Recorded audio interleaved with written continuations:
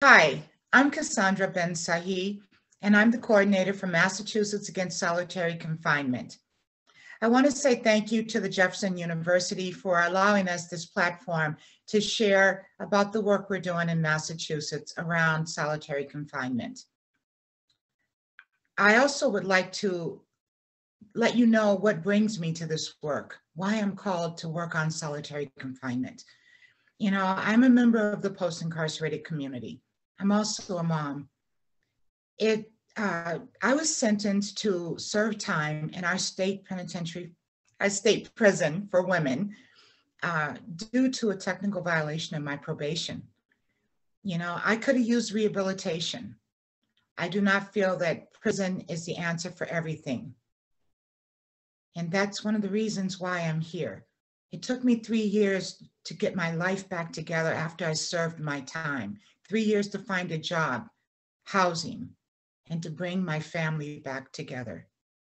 The collateral damage alone does a number on our lives, and it sets us up to go back into the revolving door of incarceration. When I left after serving my time on the way out of that prison, one of the guards said to me, "I'll see you in 30 days." That was really horrible. I didn't know what I was going to do or which way I was going to go. I had no idea what the criminal record that I had been given was going to do to my life. When I hit the community, I found recovery. I found an organization that worked with people like me, people who could tell their story, people who could show that they had turned their life around. We worked together to lift up those facts, to change some laws with our legislators and others in the community that believed in us as we started believing in ourselves.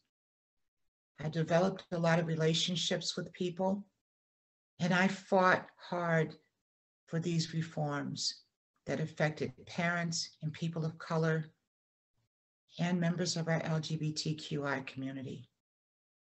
And so that brings us today to my presentation. While working on criminal legal reforms, I was introduced to the idea of solitary confinement. Even though in my time I served, solitary was not something that I experienced personally, there is a lot of people in my life today that I've come to care deeply about who were subject to solitary confinement. Many of those people were innocent. They served 20, 30 years inside and later were exonerated. It's heartbreaking to know that they had to experience the torture of being held in solitary confinement. So let's talk a little bit about the work. MASK is part of the national campaign from Unlocking the Box to end solitary confinement all over the country. If it's used, no more than 15 days. We'll look at the problem in Massachusetts.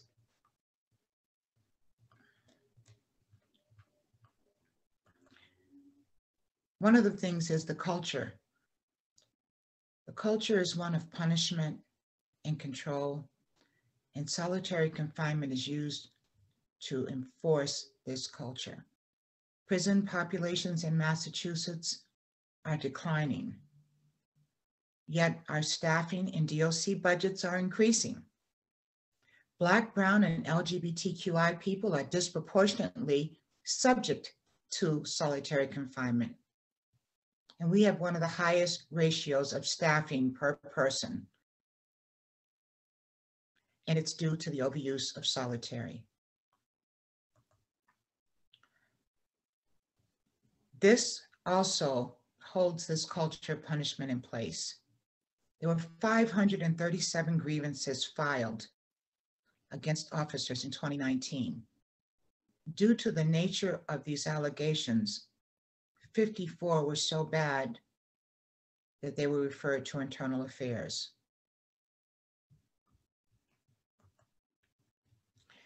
So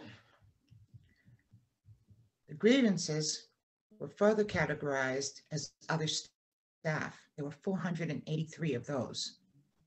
then 426 were denied, exemplifying the problem that DOC cannot investigate DOC.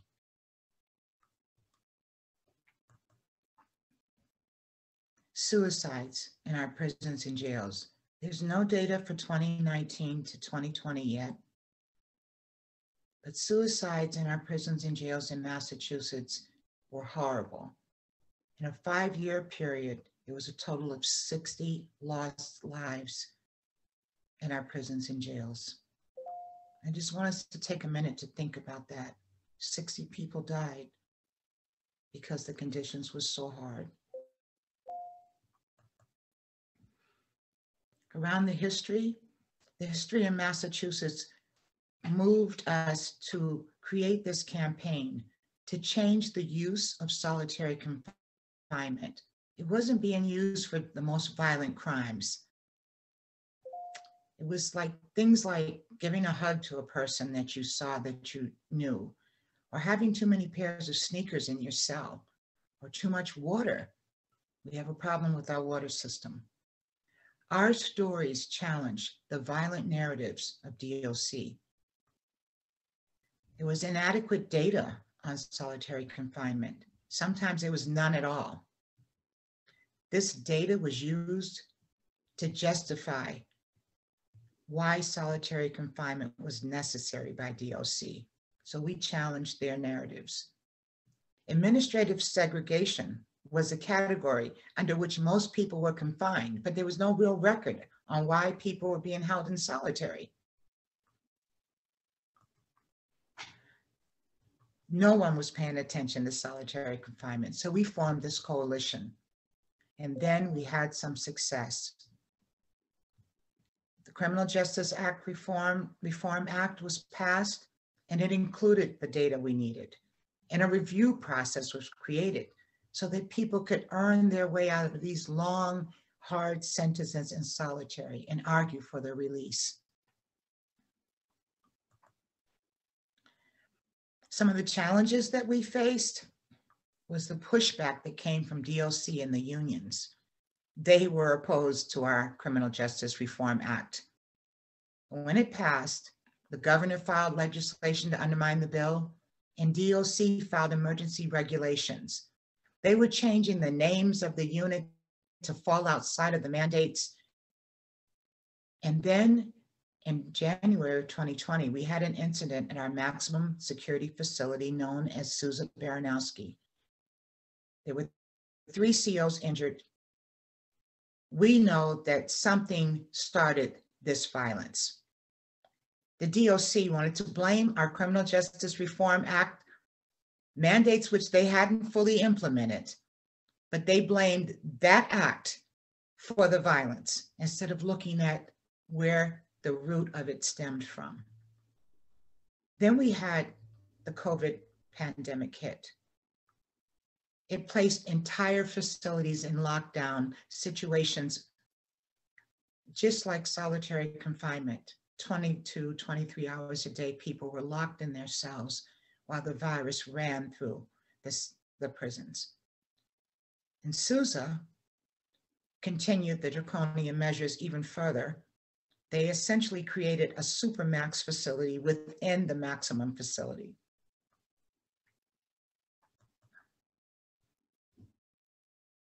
Some of the key points to look at is, remember, while our incarcerated population was dropping, the Department of Corrections continued to push for a budget increase.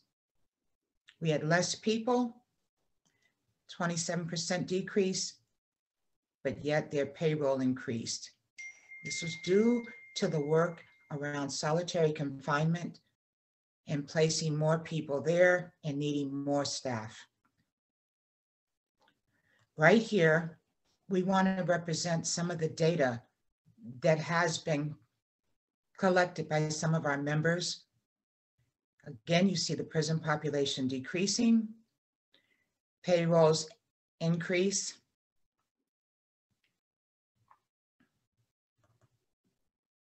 And this is a study that the Harvard Law School project did around racial disparities in the Massachusetts criminal system. Look at these key points. People of color were drastically overrepresented in our mass state prisons. Black people are 8 times more likely to be incarcerated in Massachusetts, and Hispanic people 5 times more likely. Black and Latinx people were sentenced to incarceration, receiving longer sentences than their white counterparts. These charges and these decisions are an important driver of the large disparities in our incarceration sentencing. More from the Harvard Law Project. Black and brown people are found guilty more often than white people. So at this time, I'd like to go to an event that we held in October. Remember, I told you that Sousa was really one of the most violent places. The incident in January, we saw an article come out October 5th that talked about the continued retaliation and violence stemming from that one incident. You know, I need to point out that there hasn't been a CO loss of life in our prisons and jails in over 70 years. The harsh treatment fuels this violence, not our criminal justice reforms. This is Jarrell. He is a friend and a brother in this work, and he's also part of the mask leadership team. He works for a community organization called Families for Justice is Healing, and they are reimagining our communities and what community involvement looks like when we have resources.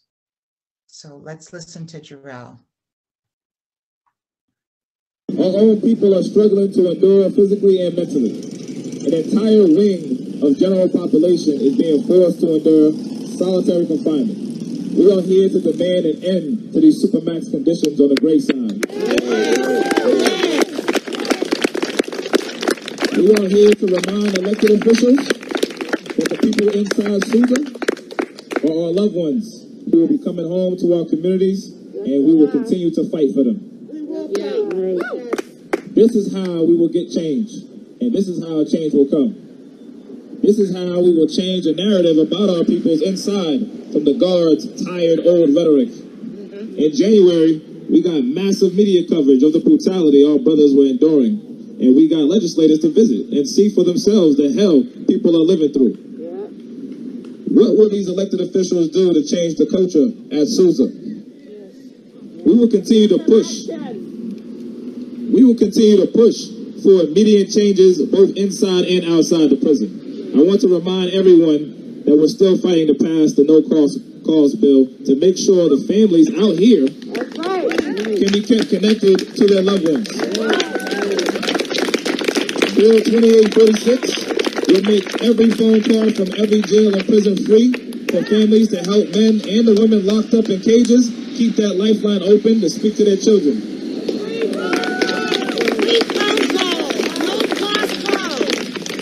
The conditions of our prisons have gotten so much worse during COVID, and we need this bill now more than ever.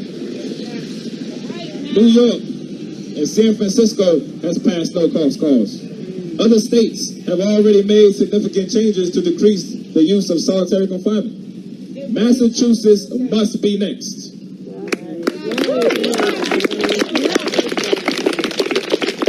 I urge you to contact your state senator and your representative and tell them your top priority is the no-cost calls bill 2846. Please tell them you care about our incarcerated community and that there needs to be a massive overhaul in how we treat incarcerated peoples and their families in the Commonwealth of Massachusetts.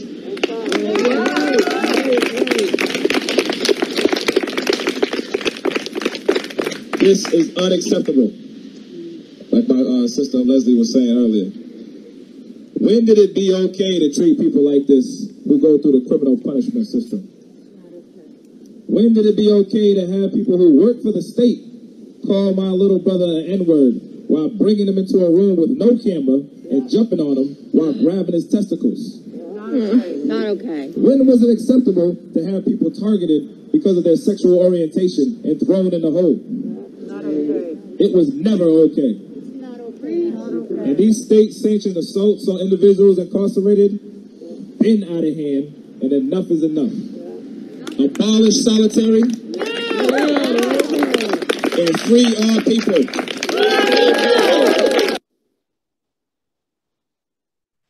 Thank you from Jarrell.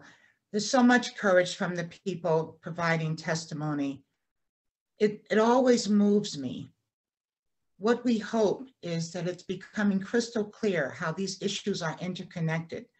And we're pushing for a culture change and working on getting people the help they need to be better. This is the history of MASC, Massachusetts Against Solitary Confinement, as a coalition. We support abolition. We recognize that to reach this goal, it's going to take some time. But in the meantime, people are being tortured in solitary confinement right now. So it's our goal to end this practice. We formed this coalition in 2016, and no one was working together to end solitary. So this is the response that we have to this need.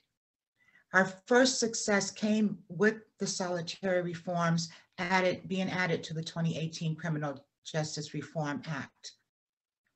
It's important as we fight for solutions that match the scale, the scope, and the urgency of the moment that we are faced with now. For our future, we need to invest in people and communities most in need.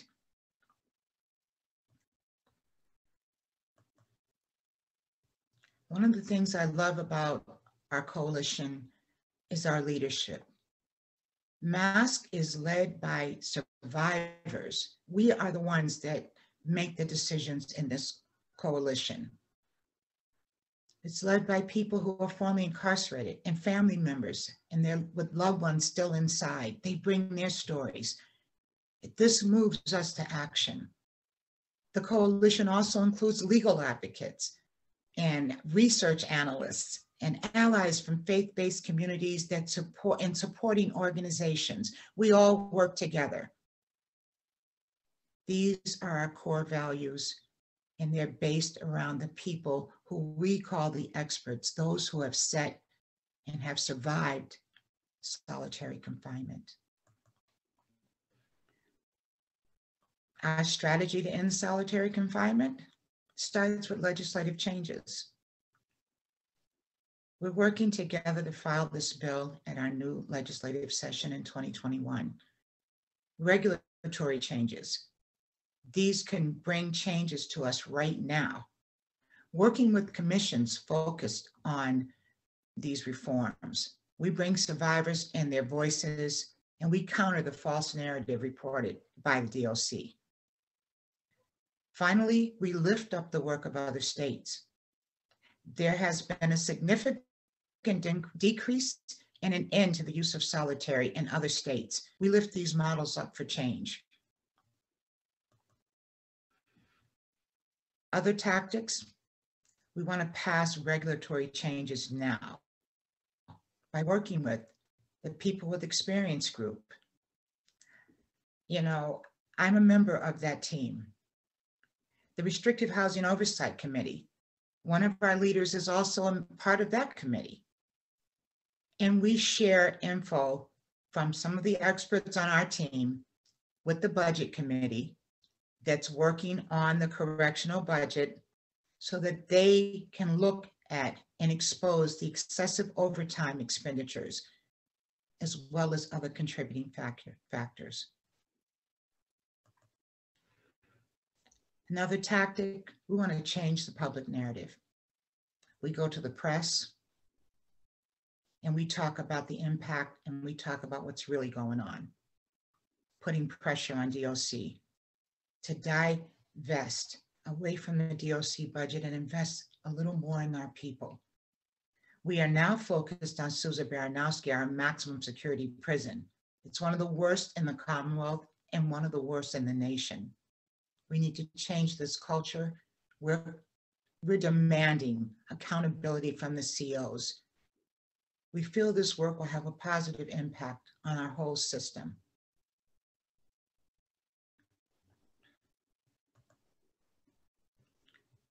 We also build grassroots power by building our leadership team, building our grassroots support, and then we must support our leadership team. We recognize that when we ask our leaders to share their stories, it can be re-traumatizing. We don't want to expose them to the risk of retribution by DOC. So we've integrated harm reduction and healing spaces in our work. We want to support each other. We know that we can't do this work alone. We are grateful for everyone across the country working and looking at the harm that this horrible practice is having on our people. Thank you for your time and for allowing us to share about the work we're doing in Massachusetts.